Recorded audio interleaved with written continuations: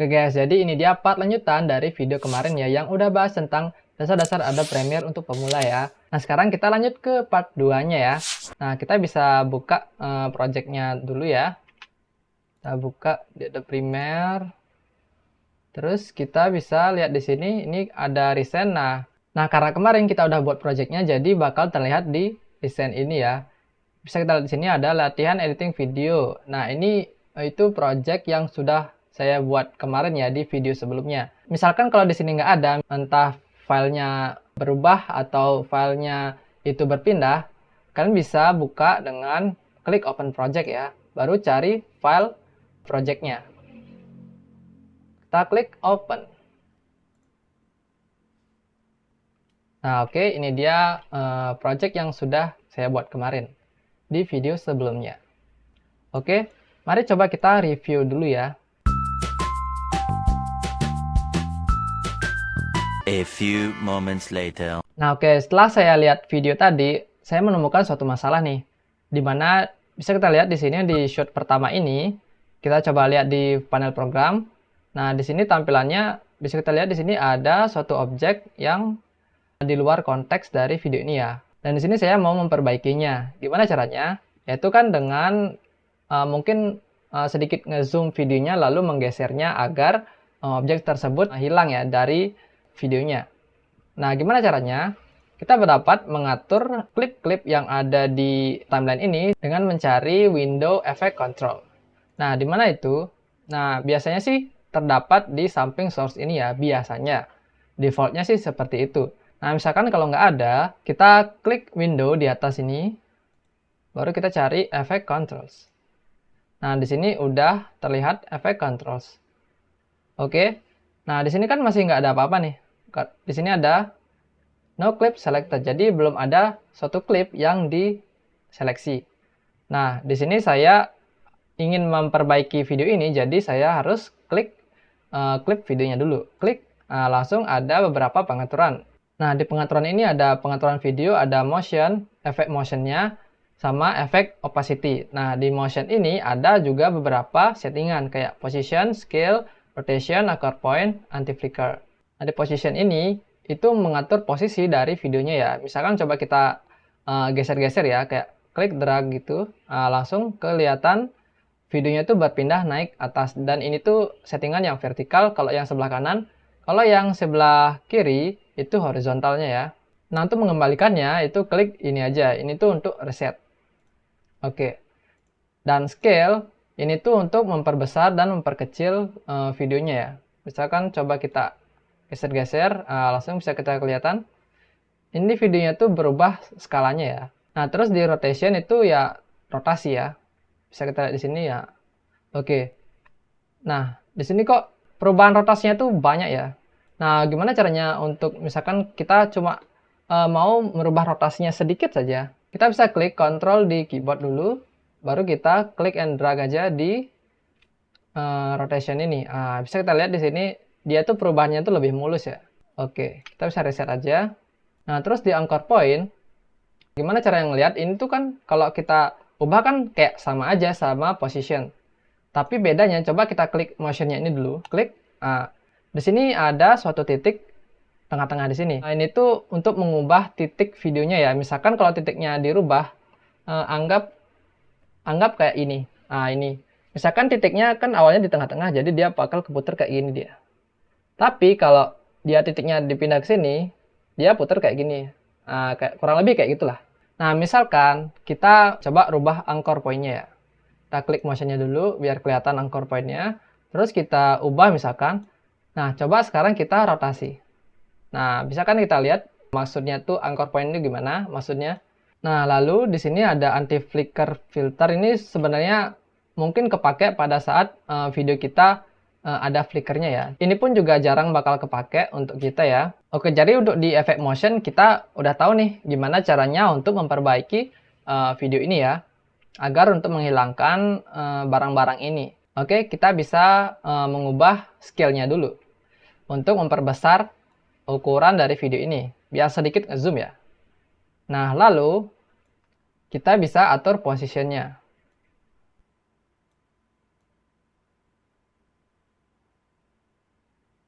Oke, usahakan jangan sampai ada bagian hitam kayak gini ya. Otomatis ini tuh jadi hitam di videonya. Oke, kurang lebih segini. Semisal masih agak kurang, kita bisa zoom lagi.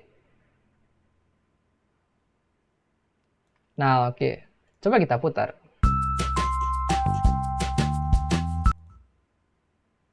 Nah, bisa kita lihat di sini objeknya sudah hilang.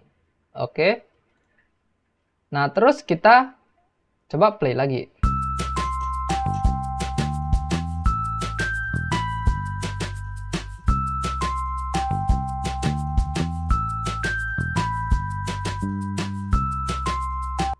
Di sini. Di sini kita bisa lihat, kalau dengan kasat mata kita bisa lihat di sini mungkin agak kurang ke tengah ya objeknya. Nah, di sini gimana caranya mengetahui bahwa objek kita itu udah di tengah-tengah? Kayak ini kan sebenarnya pada saat syuting saya maunya objek ini di tengah-tengah. Tapi mungkin saya salah dalam syuting, bergeser sedikit kan jadinya objeknya itu berubah menjadi agak sedikit ke kiri atau sedikit ke kanan.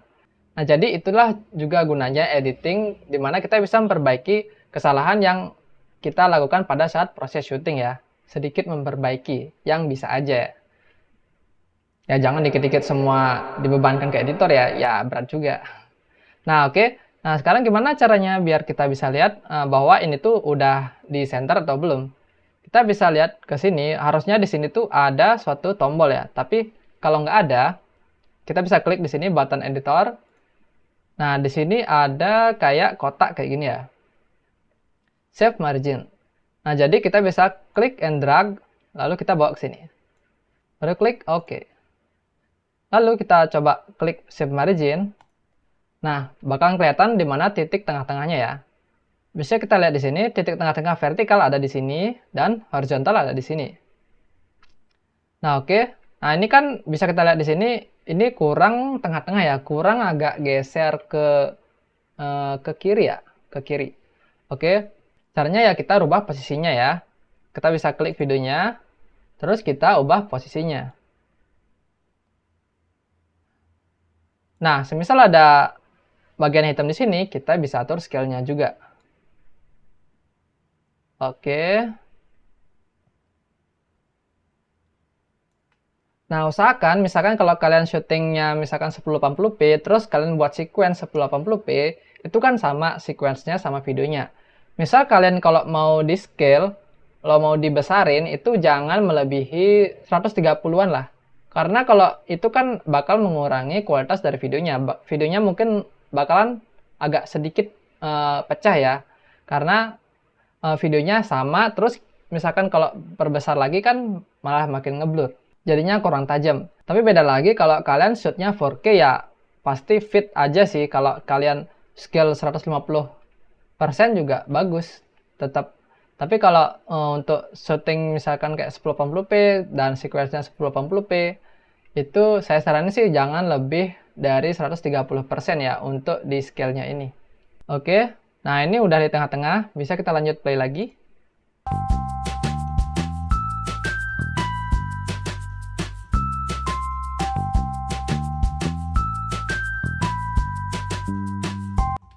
Nah, di sini bisa kita lihat, karena kita udah dikasih suatu petunjuk bahwa ini tuh titik horizontalnya, bisa kita lihat di sini, ini tuh jadi kayak kelihatan miring ya, dan memang pada saat syuting mungkin agak sedikit mereng. Jadi kita bisa memperbaiki dengan menggunakan rotasi pada efek motion ini ya, di efek control.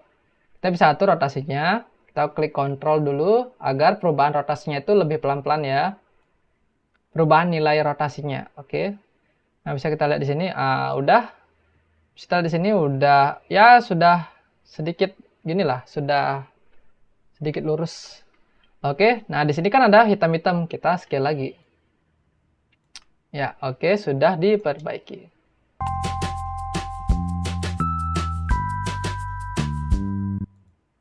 Nah, oke. Coba kita klik lagi di sini. Nah, di sini tuh kan ada opacity. Nah, opacity itu maksudnya tingkat ketransparan dari video kita. Nah, misalkan kalau kita turunkan opacity-nya, misalkan di sini kita turunin, maka yang terjadi adalah transparansi dari video kita itu menurun. Dan karena di bawah videonya itu kosong, jadi dibaca hitam, jadi otomatis kelihatan videonya itu menghitam ya. Nah, coba kita tes. Misalkan kita taruh video kita ini agak sedikit lebih atas layarnya ya, di layar 3.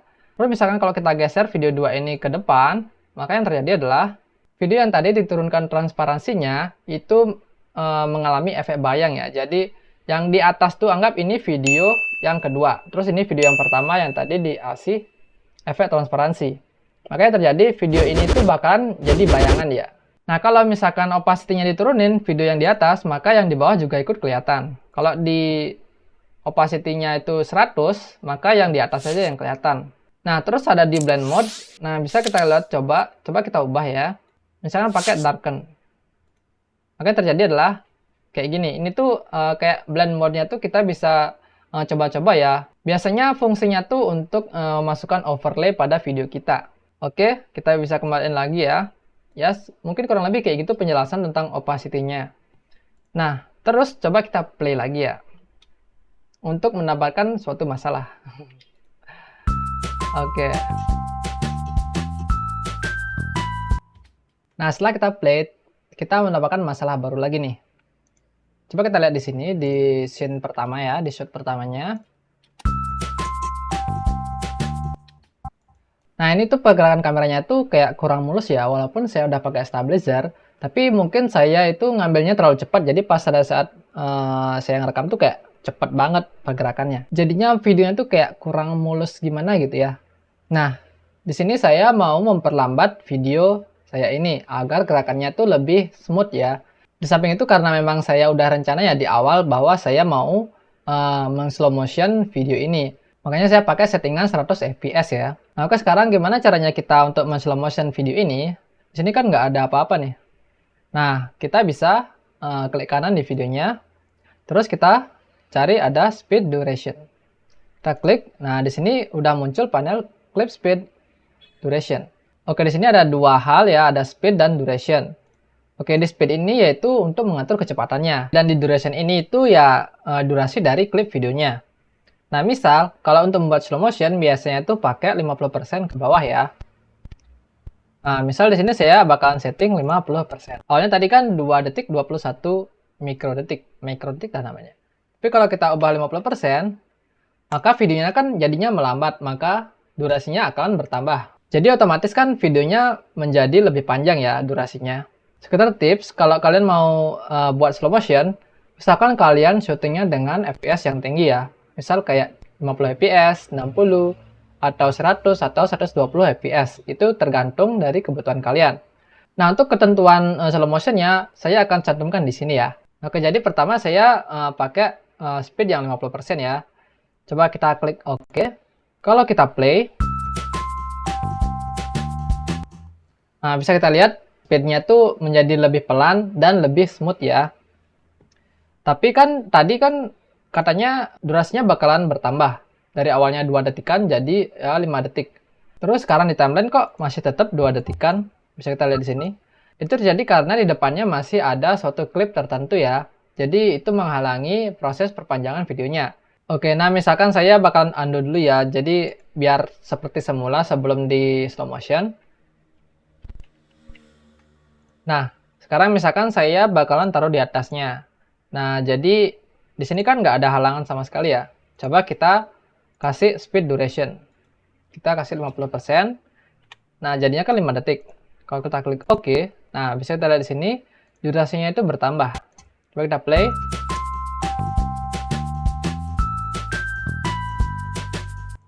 Nah, lalu kita ya tinggal potong. Baru kita ke sini. Ya, sama aja.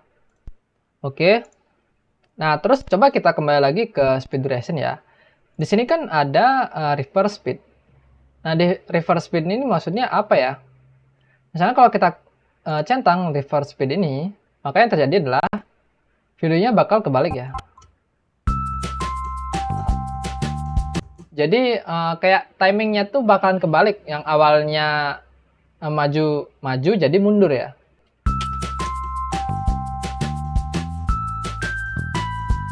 Nah, ini juga mau saya slow motion ya. Kita bisa klik kanan, speed duration, dan kita kasih speed misalkan 50%. Oke, oke.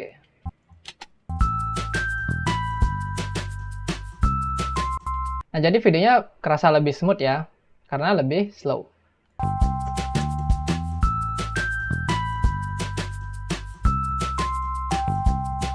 Intinya kalau untuk speed duration itu misalkan semakin kecil persentasenya, maka videonya bakalan lebih slow ya. Jadi otomatis durasinya bakalan lebih bertambah. Kurang lebih kayak gitu. 2 inches later. Nah, oke, terakhir bisa kita lihat di sini. Di sini kan teks outro-nya itu simpel banget ya, kayak cuma tulisan sepeda doang. Ya, cuma tulisan sepeda doang, nggak ada apapun unsur lain lah. Jadi saya di sini mau menambahkan unsur bentuk ya, dimana bentuk kotak itu menjadi background dari tulisan sepeda ini. Caranya untuk membuat kotak itu ya seperti di video sebelumnya, menggunakan bisa menggunakan pen tool untuk membuat bentuk lain, atau kalau misalkan kita mau membuat bentuk tertentu kayak kotak atau bulatan atau polygon, ini bisa menggunakan rectangle tool. Karena ini tuh termasuk grafis, jadi kita bisa satukan layarnya dengan tulisan sepedanya ini ya. Oke, kita bisa klik sepedanya dulu, baru kita bisa buat kotaknya dengan cara drag. Oke, habis itu ini kan tertutup ini teksnya karena, nah di panel Essential Graphic, kalau misalkan kalian nggak ada, kita bisa ke Window, Essential Graphic. Nah, terus kita bisa atur layarnya di sini. Kita bisa turunkan. Dan tulisan sepedanya itu ada di atas kotaknya. Nah, terus gimana caranya untuk mengubah warna kotak atau mengubah formatnya? Kita bisa ke turun sini. Nah, di sini kita bisa kreasikan ya. Kita bisa ngatur fill, stroke, sama shadow. Ini fill-nya ini warnanya, stroke ini garis tepi, dan shadow-nya ini bayangan ya. Terus saya di sini mau mengubah warnanya menjadi putih ya. Oke. Terus stroke saya nggak tak isi. Nah, terus di sini sepedanya, tulisan sepedanya, saya mau pakai warna hitam. Kita klik sepedanya, baru kita ubah fill-nya jadi warna hitam. Oke, sudah berubah. Ya, kurang lebih kayak gini ya. Nah, lalu saya ingin menggerakkan tulisan ini. Gimana caranya? Itu kita dengan cara menggunakan keyframe. Nah, apa itu keyframe? Keyframe itu fungsinya untuk membuat suatu animasi pada klip tertentu. Misalkan saya mau menambahkan suatu animasi di teks ini, dan saya ingin membuat suatu animasi di mana tulisan sepeda ini tuh bakalan maju ya, kayak membesar ke depan kayak seret. Oke, caranya yaitu dengan kita meng-keyframe ukurannya. Nah, ukurannya itu kita bisa klik ini, terus kita ke efek control untuk membuat suatu keyframe. Nah, kita bisa ada dua pilihan nih, antara kita menggunakan scale di vector motion, atau kita menggunakan motion pada video. Itu bisa dibilang sama sih. Nah, misalkan saya menggunakan di vector motion, dari mana kita mulai keyframe-nya. Misalkan anggap saya dari awal. Anggap dari sini, terus saya mau merekam keyframe pada durasi ini. Kita klik jam ini, nah, lalu kita gerakan sampai mana gerakan itu bakalan terjadi ya. Misalkan saya gerakannya sampai akhir, jadi saya taruh sampai akhir di sini. Terus saya merubah scale-nya. Misalkan saya ubah jadi ya kurang lebih segini lah. Dan misalnya kalau kita play, maka yang terjadi adalah, nah jadi kelihatan bahwa tulisannya itu sama kotaknya itu ikut membesar ya, kayak kelihatan membesar karena kita mengisi keyframe pada vektor ini. Kita bisa mengaplikasikan keyframe ini ke banyak aspek di klip ini ya, entah itu rotasi, anchor point, itu bebas asalkan ada logo jamnya kayak gini ya, stopwatch kayak gini. Jadi misalkan kalau stopwatch-nya ini masih abu-abu kayak gini, maka ini belum ada suatu keyframe yang terbuat. Tapi kalau stopwatch-nya warna biru, itu tandanya ada suatu keyframe yang dibuat. Oke. Nah, misalkan kita mau atur rotasinya, ya silakan bisa kok. Kita bisa atur, misalkan atur keyframe-nya di sini, terus dari sini kita bisa terus kayak gini. Kalau kita play, kayak gitu jadinya. Oke.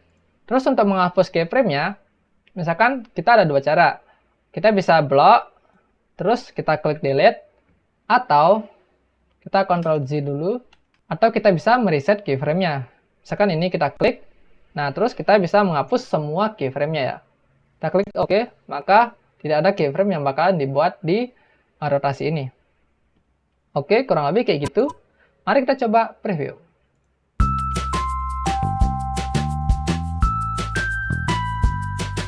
Nah oke guys, jadi videonya udah sedikit lebih smooth ya dibandingkan di video pertama awal tadi. Nah oke, sekian di video part 2 ini tentang dasar Adobe Premiere Pro untuk pemula. Kita bisa lanjut ke part selanjutnya.